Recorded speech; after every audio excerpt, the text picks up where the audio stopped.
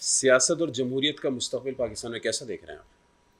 यार सियासत और जमहूरियत का मुस्तकबिल देखिए, जो इन दोनों को चला रहे हैं उनका मुस्तकबिल है। बाकी सियासत और जमहूरियत का जैसे ये चल रही है ऐसे ही चलेंगी, ऐसे ही मुस्तकबिल है। तो बात यह है कि क्या हमारी सियासत में दम है? नहीं है। अच्छा, क्या हमारी सहाफत में दम है? कभी कभी थोड़ा सा दम दिखाती है हमारी सहाफत, सही। तो फिर तकरीबन 143-143 दिन के लिए हमारी सहाफत गायब हो जाती है। अभी मैं 2-3 दिन पहले एहसन इकबाल साहब का कमेंट पढ़ रहा था कि अगर पाकिस्तान को आगे जाना है तो 5 साल के लिए इमरान खान को जेल में रखना होगा। आपको क्या लगता है इमरान खान जेल से बाहर आएंगे? देखिए इमरान खान, मुझे ये लगता है कि पहला मौका कि जब इमरान खान के जेल से बाहर आने के ठीक ठाक चांसेस होंगे, that is going to be somewhere around इस साल अक्टूबर नवंबर। अच्छा, वजह? यार वजह नहीं पूछते ना। दूसरा साफ मौका साफ जो बताएं है ना भाई फिर। दूसरा जो मौका है वो होगा, अच्छा इसकी वजह लोकल है। अच्छा, जो दूसरा मौका है मैंने कहा शायद वो कई होगा, इंतखाबात हो रहे हैं इस वजह से आप कह रहे हैं। दूसरा जो मौका है वो फिर उसकी वजह इंटरनेशनल है, अच्छा। वो होगा कोई समवेयर अराउंड, मेरा हंच है, गलत भी हो सकता है, वो होगा कोई मार्च में। अच्छा, तीसरा सबसे अहम मौका होगा, वो उसकी वजह फिर लोकल है, वो होगा जुलाई में अगले साल। अच्छा, यानी कि अगले 1 साल 1.25 साल के अंदर आप रिहा होते हुए देख रहे हैं इमरान खान को? मुमकिन तौर पर पाकिस्तान में ही सियासत करेंगे फिर, ये कुछ इमरान अरसे खान के साहब, लिए खामोशी में चले जाएंगे? देखिए जिस तरह का वो बंदा है, तो आप किसी से भी पूछ लें वो कहेगा यार वो बंदा तो खामोश नहीं होगा। ऐसे इकबाल साहब ये बात क्यों कर रहे हैं? उनको भी पता है ना खामोश नहीं होगा। वजह क्या है? वो अपने आप को बीइंग अ लीडर ही देखते हैं, बीइंग अ पॉलिटिशियन नहीं देखते खान साहब? देखिए बात ये कि इमरान खान जो है वो हमारी सियासत ना बड़ी रिवायती सियासत है, यानी मियां नवाज शरीफ, मौरूसी सियासत, रिवायती सियासत। अभी भी हर कोई कहता है ना इस्टेब्लिशमेंट से डील की हुई है, तो मियां नवाज शरीफ एक रिवायती सियासतदान है। आसिफ अली जरदारी साहब या बिलावल भुट्टो जरदारी साहब रिवायती सियासतदान है। मौरूसी सियासत, रिवायती सियासत, और ये जो जिस तरह का आप सियासत का इनका सेटअप देखते हैं वो रिवायती सियासत है। इवन एएनपी वाला खानदान, फजलुर रहमान साहब, वालिद, वो खुद, अताउर रहमान, बाकी खानदान, बाकी भाई, तो रिवायती सियासत है।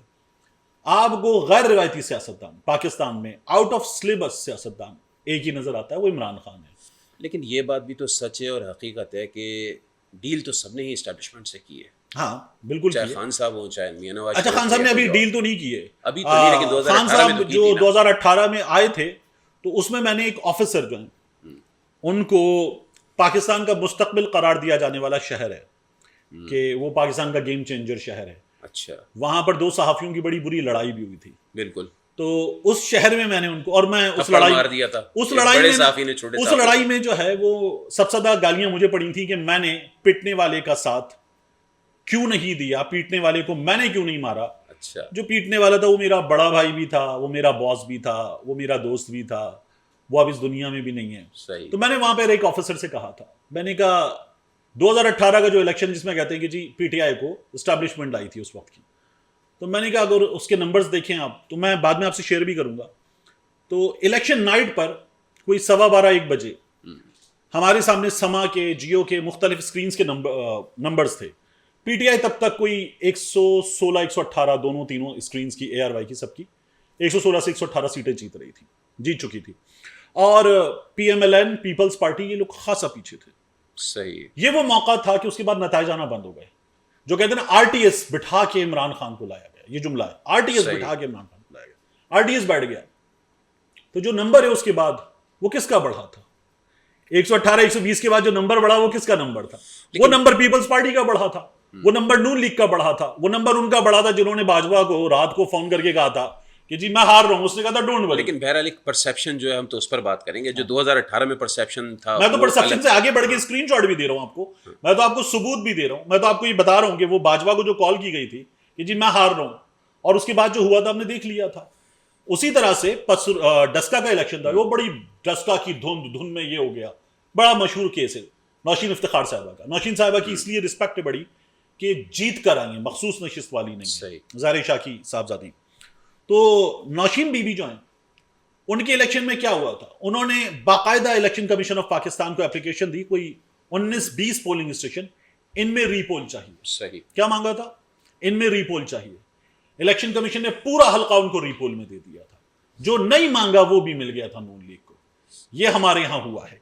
इस वक्त इस इलेक्शन में कराची में मैंने आपने इसी शहर में घूम के इलेक्शन कवर किया है। हम्म, क्या कराची में कोई एक शख्स कहेगा कि जो एमक्यूएम जीती है वो जीती है? क्या कराची में कोई एक शख्स कहेगा जो पीपल्स पार्टी जीती है वो जीती है? क्या मैंने आपने इलेक्शन कमीशन ऑफ पाकिस्तान की वेबसाइट पे हलीम आदिल शेख के हों, आलमगीर खान के हों, बाकी लोगों के हों, वो वाइटो लगे हुए फॉर्म 45 देखे नहीं है? क्या हमने ये नहीं देखा कि 1,11,000 वोट लिए थे जिस बंदे ने, 11,000 वोट हो गए उसके? ये फिटे मुंह जमहूरियत हमारे यहां हमने देखी नहीं है। और ये इलेक्शन कमीशन ऑफ पाकिस्तान करके बैठ गया है। 17 सीटें हैं, 17 मुस्लिम लीग नून की कुल सीटें 17, और उन 17 सीटों के बाद मुस्लिम लीग नून की हुकूमत है। मियां नवाज शरीफ के फॉर्म 45 बाकायदा मौजूद हैं, वो पूरे पाकिस्तान ने देखे, पूरी दुनिया ने देखे। अब अगर इस तरह से जीतना तो बात यह कि मैं इसका इल्जाम लगाऊं कि जी ये एक बड़े ओहदेदार ने करवा दिया, एस्टैब्लिशमेंट ने करवा दिया, फौज ने करवा दिया। अच्छा तारिक भाई, अभी तक आपने जितनी बातें की हैं उस पर मुझे एक सवाल मेरे जहन में आ रहा है। आप तहरीक इंसाफ के कारकुन हैं, हामी हैं, जानिसार हैं, या बस एक होप रखने वाले आदमी हैं?